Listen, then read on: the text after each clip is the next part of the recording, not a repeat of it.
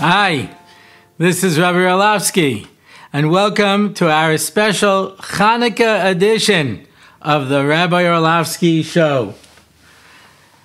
We have not lit the candles because I don't know which night of the week you're watching this, but feel free. There's the menorah. It's all set. At any night that you want, just feel free to take your own personal candle and bring it to the screen, and you can light as many candles as you need. Baruch Hashem. So before we get down to business, I have to share,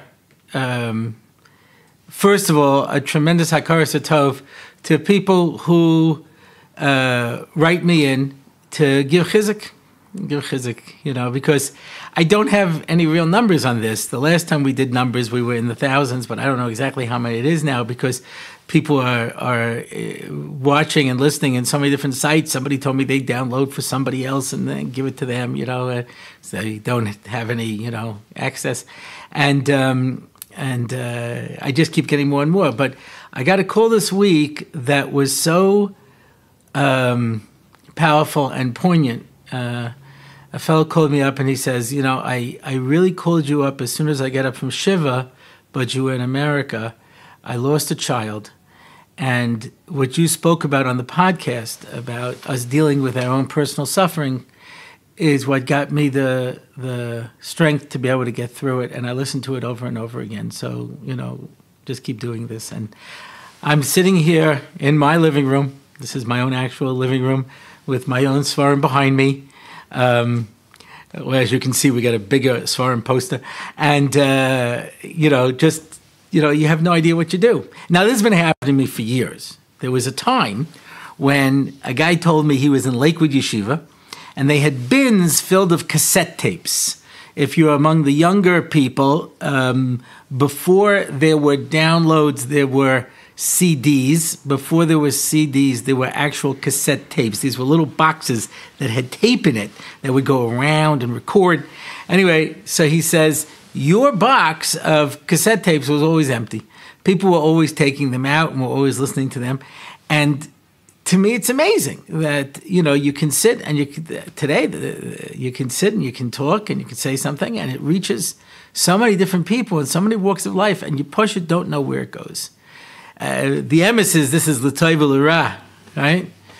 This fellow, so the story goes, this fellow killed somebody. He went to the Rav and he says, how do I do kapara? He says, fine, go into the forest, find the biggest rock you can find and carry it into the town square. And he works so hard to carry it in and he brings it in. And he says to the Rav, what should I do now? He says, carry it back. And that was his kapara. So a person says, I'm a Baal Lashon Hara. What can I do? He says, take a feather pillow and slit it open and let all the feathers out in the middle of the town. And he does. And he goes back to the Rav and says, what should I do now? He says, gather up all of the feathers. He says, but I can't find them. They've blown all around. And he said, that's the problem with Lashon Hara. You don't know where it goes. You don't know where it goes. So, the truth, l'tov u'l'ra. Yeah, we spoke last week about the koyach of tov. And if the koyach of dibur to do bad, how much more so is the koyach of dibur to do good? And the fact that I say anything that gives anybody any chizuk and meaning and, maybe a smile, what I mean? Maybe a laugh out loud. One of my daughters saw somebody walking down the street right here in my own neighborhood carrying their phone laughing. I said, what's that? And he showed him, I'm watching your father's podcast. So who knows? Who knows where it goes and what it does? And Baruch Hashem. Baruch Hashem. Okay, so I want to talk a little bit about Chanuka. And this past week, I spoke for the first time in Ma'ale Adumim. This has been a truly amazing month. For the first time in my life, I spoke in Staten Island. And I spoke in Ma'ale Adumim. I don't mean to compare the two. Obviously, one is Eretz HaKadosh, and the other one is in the Shtachim. I'm just kidding. Of course, Eretz Yisrael is Kadosh. It says, Esa Kedushas Hain, the Mishnah in Kalim. Esa Kedushas Hain. The first one is Eretz Yisrael. Eretz Yisrael is Kadosh. No place else is Kadosh. So I had the schus to speak in Ma'ale Adumim. My old friend, Ilan Adler, who I had the schus of working with in seminar YU Torah Leadership Seminar many years ago. A truly talented, funny, intelligent, and he's probably watching, extremely good-looking individual who I've had the schus of working with. What a schus to be able to go out to Ma'ale Adumim. And I met so many people that I know who live in Ma'ale Adumim, and we had a very large turnout. And I started by saying, as I often do these kind of circumstances, that it just confirms what I've always thought. There's nothing to do in Ma'ale Adumim. But somebody came up to me at the end, and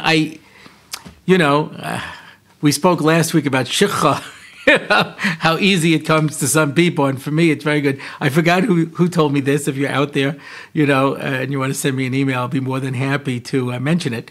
But he mentioned the fruit that in America is known as the persimmon. Yeah? Here in Israel, it's called an afar simon. Now, the Gemara refers to shemen afar simon. That's not this persimmon. It's something else. But this modern-day persimmon is known as afar simon. Interesting. A lot of the words in modern Hebrew was because we had words that we didn't know what to do with them, and we had things we didn't have any names for, so we put them together. Yeah. So that's the way some words got put together. But Yisrael Kedoshim Haim, nothing's for nothing. So the Jewish people tend to call this an afar simon. And he said, afar simon sounds strangely like Persume. Yeah? Lefarsame, like Persume Nisa. Yeah? Publicizing the miracle, which is one of the things we need to do on Chanuka. And he said to me that if you were to cut the persimmon open, and I will do that right now with my heat vision. Yeah, so then you take a look inside and you will see, I hope you can pick this up, eight lines drawn in the middle of the persimmon. Persimmon, Persume Nisa, 8. Coincidence? I have no idea. But I thought that was really, really interesting. Yeah?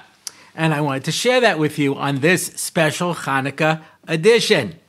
Now you can all go out and buy your traditional Hanukkah persimmons to be able to add to your holiday season. Yeah?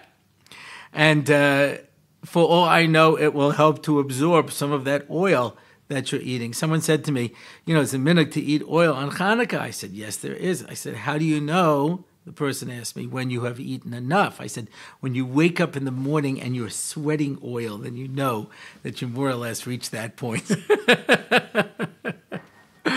So here in Eretz Yisrael, last night was our first night of Hanukkah. Now that I think about it, probably every place else as well. And we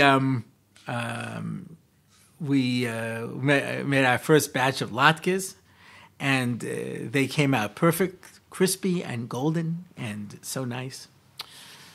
Someone told me, B'Shem Reb Moshe Feinstein, they said, why is the minhag to make latkes to fry potatoes in oil? And he said, because that's all they had in Eastern Europe. Yeah, they fried it on Hanukkah. On Pesach, they pretended it was karpas, a green vegetable, and the rest of the time they used it as furniture. That was it. All they had were potatoes. Yeah. In fact, a little interesting historical fact, one of the reasons for kitnius is because you can make it into a flour. That's where we don't have corn. You make corn flour. You could have a pea flour, a bean flour. Yeah. My daughter's on a very careful diet. Yeah. And she's amazing, all the different types of flours that I found out one could make out of stuff. Well, of course, all of Pesach today is potato flour, and the magic of potato flour is unbelievable. Yeah? I was at a Gateways for Pesach, and they had lasagna and noodles and cheese and pizza and all kinds of incredible things that you can make out of potato flour, the magic of potato flour. So, of course, there was a question, what to do with this? You can make it into flour. So the Chaya Adam wanted to aser potatoes as kitnius. And I don't remember who it was who said to him, but said, then change the name of your sefer from Chaya Adam to Chaya Kartoffel.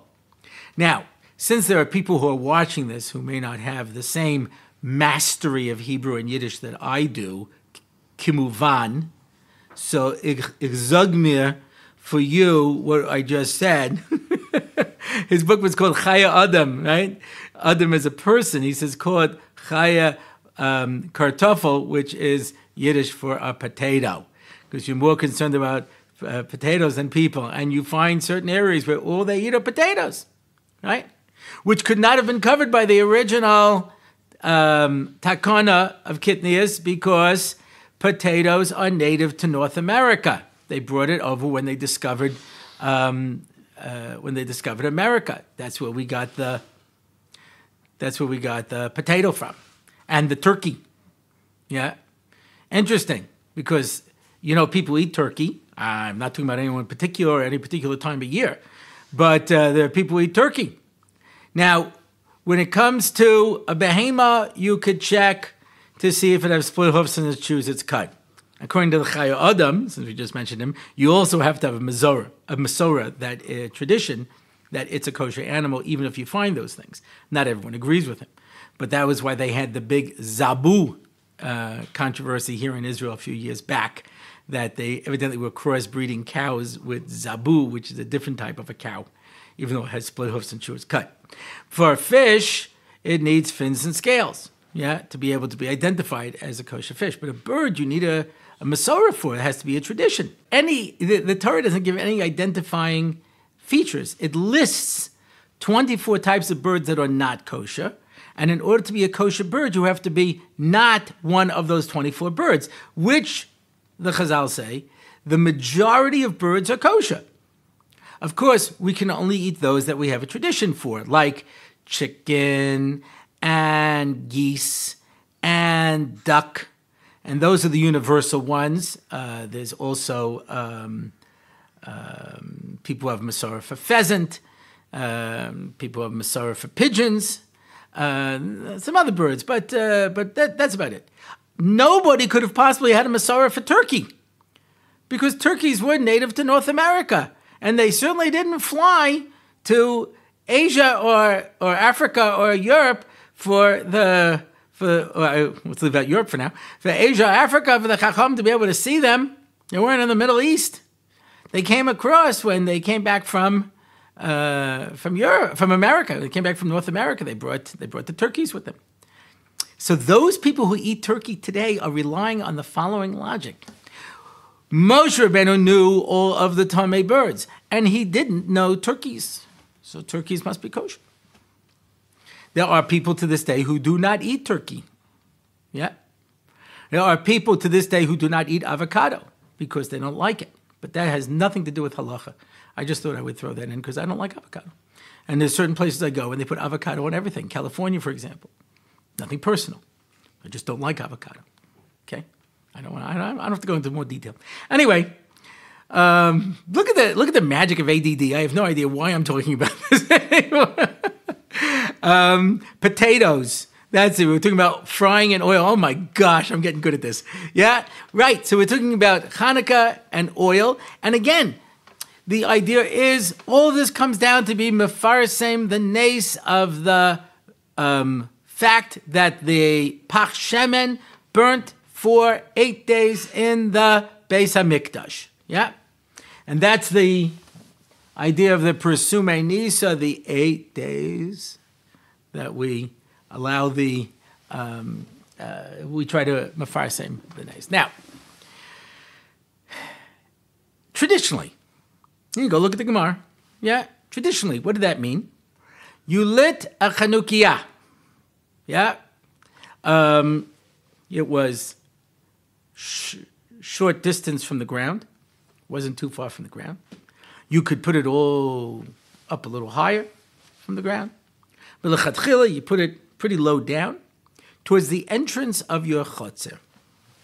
And so you would see it when you would enter into your chotzer. And that was the extent of it. That was the extent of it. Gemara discusses if you have two entrances to your chutzner, if you put a menorah at each one of them, yeah.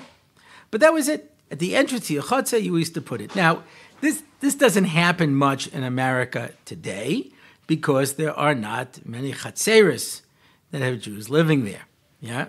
People instead tend to put it in a window, yeah.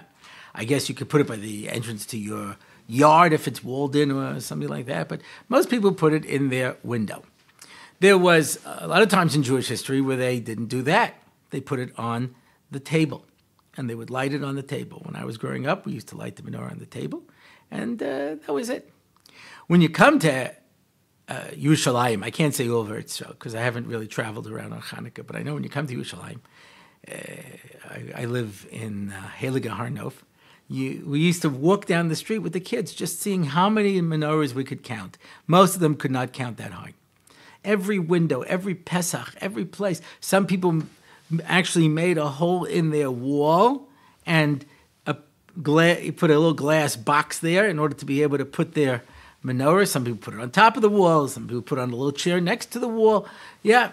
And you just walk down the street and you see all of these menorahs burning, Oh.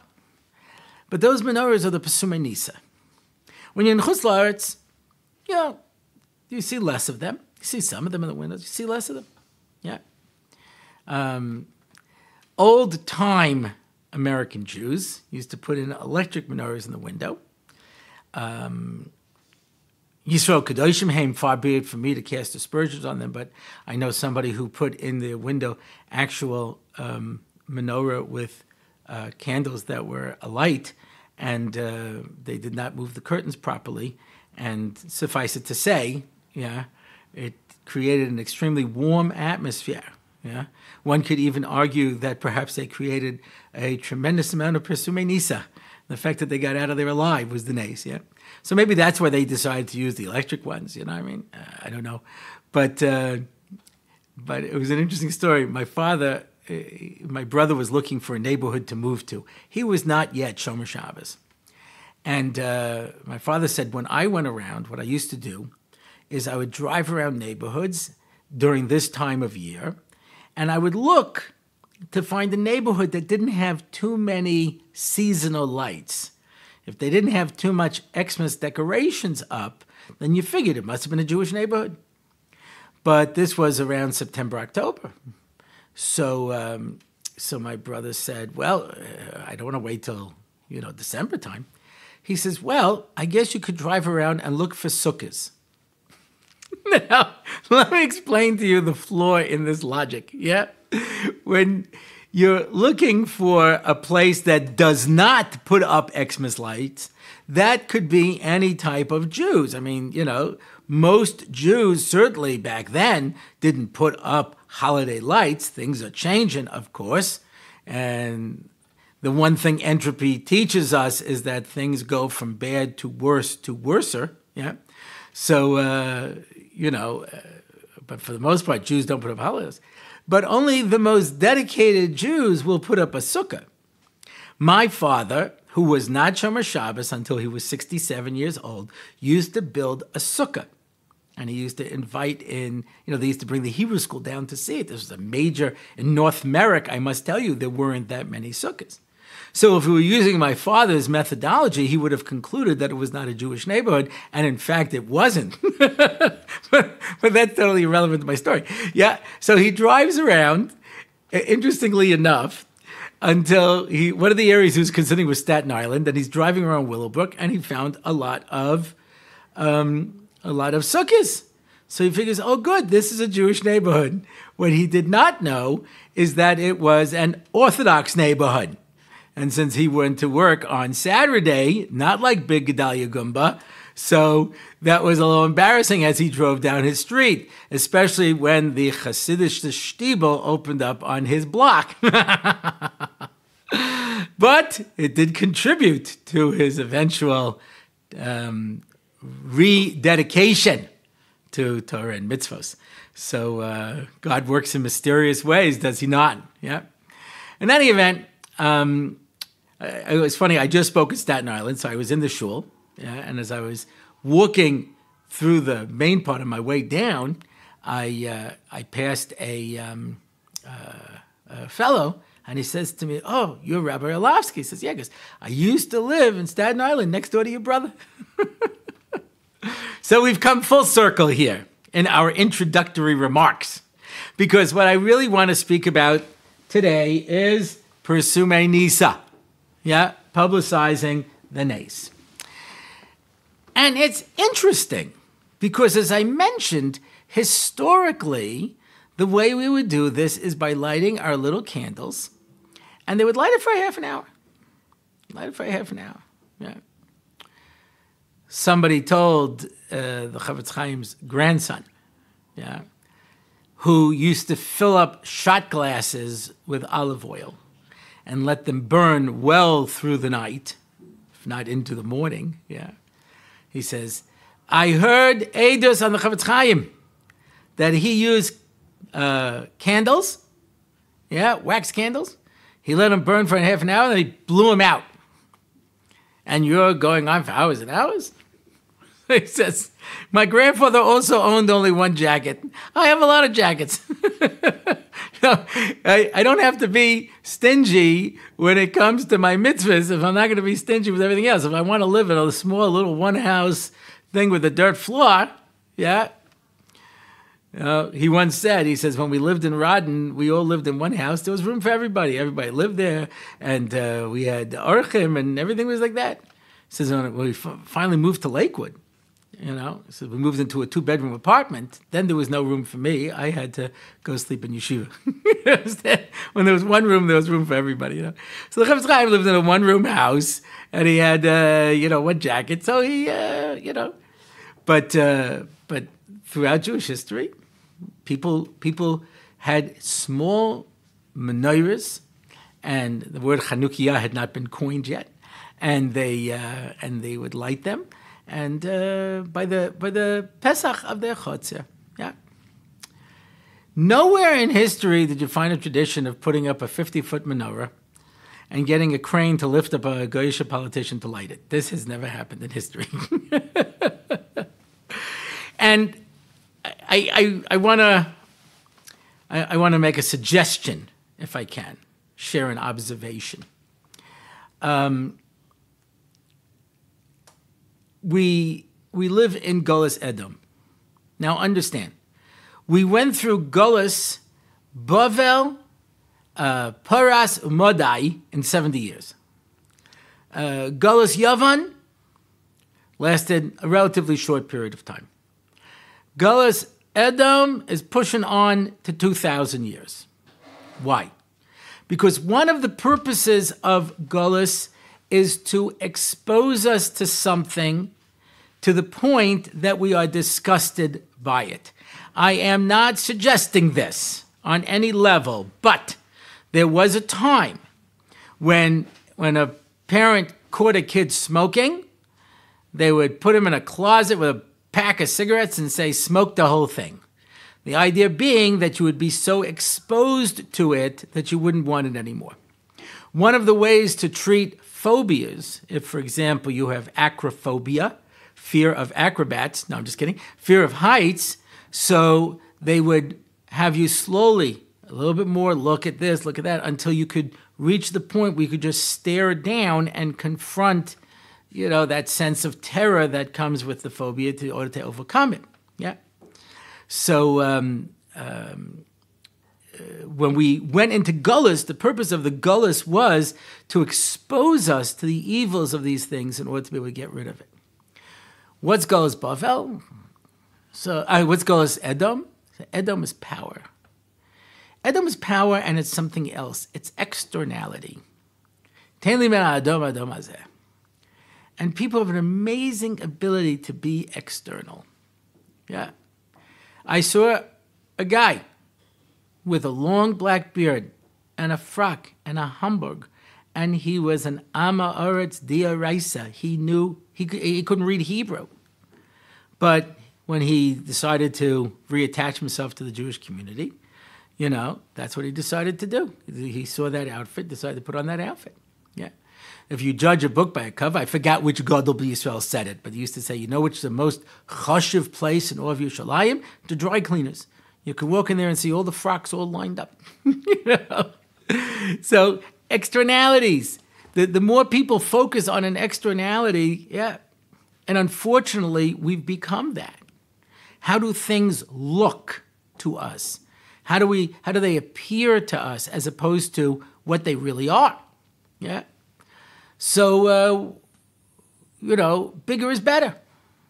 It's true by everything. Whatever it is, it's bigger. It's bigger. It's nicer. It's fancier. You know, we put so much emphasis on the appearances of things as opposed to the essence of it.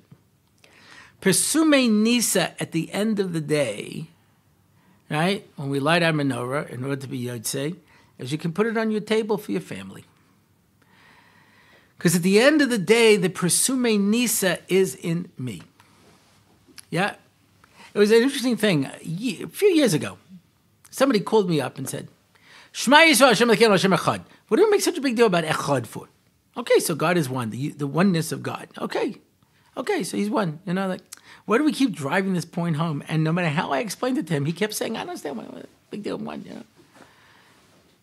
So the Bali Musa used to say, Echad. Aleph, there's one God. Ches, in the 7 Rakiyas and this world. Daled, in the 4 directions of this world. And the Bali Musa used to say, a person can be Mekabel Hashem Echad everywhere in the world in all the Rakiyas except inside of me. That's the one place where it's still lacking. Yeah. I used to teach in seminary, and I would have girls who had made meetings, in November, and of course everybody knows, the fact that they say, I'm going to have my year in Israel. It starts sometime in September and it ends towards the beginning of June. Now, you do your math, that's not a month. Now, take off a month over there for Pesach, take off midwinter vacation, take off a month over there for Shana, Yom Kippur, and Sukkot, By the time you're done, it's your 6th month in Israel, So I'd have a girl in November, maybe she's had 6 classes, maybe less, She says to me, I came to Israel to grow, and I don't feel like I've grown yet. So I said, why? I'm still wearing this, I'm not wearing that. I'm listening to this, I'm not listening to that. Yeah. I said, the Ikar growth is inside of you. The Ikar work, it's easy to change externalities, but the inside of who you are. Know it today and place it on your heart. Intellectual knowledge is not what we call true understanding. Binas halev. It has to go inside of you. It has to become part of your etzem metzius. It has to become part and parcel of who you are as a person. Persume Nisa means that Chanuka came at a particularly uninspiring point in Jewish history. Now, don't get me wrong. A small band of Jews had won many victories, but they had to do the avoda, carefully, because the Antonio fortress, which was next door to the Beis Hamikdash on the Har Bayis, it was still held by Misyavnim. It was held by Greek-leaning Jews, and they used to shoot in at them as they were trying to do the avoda. As the battle continued, as the war went on, 4 of the 5 Maccabee brothers died. So, it's nice to think of a victory in the sense of everything ended happily ever after. It wasn't. The miracle of the Neiros Chanuka took place at that time, and sometimes the Persume Nisa is dafka when we're looking at something and we don't see the big spectacle. We have to know that HaKadosh Baruch Hu is there. The miracle of Chanukah is that we have to be mefarsem inside of us. We have to create for us an understanding of HaKadosh Baruch Hu, Ein od milavadoi. There's nothing in this world but HaKadosh Baruch Hu. And no matter what the odds, no matter what the difficulty, the Alter of Navardik used to say, I never asked whether or not I could do something. I asked whether something has to be done, and I knew HaKadosh Baruch Hu would give me the koyach to do it. Klal Yisrael needs good people to do important things, and you are that person. I was going to say you're one of those people. You are that person. Avraham Avinu was one person. Rabbi Yisrael Salanta was one person. The Chashmonaim were a small group of people. They were not the majority. And they stood up to do that which is right. Well, that's it for this week for our special Chanuka edition of the Rabbi Orlofsky Show. If you want to find out more about the show, you can go to RabbiOrlofsky.com/podcast. You can leave comments on this episode, which is episode 9, at RabbiOrlofsky.com/podcast/9. If you want to find out about my upcoming event schedule, RabbiOrlofsky.com/events. And if you want to contact me directly, look at how appropriate this is, RabbiOrlofsky.com/contact. Yeah. And Mirza Hashem, we should all have a lichtichen Chanukah.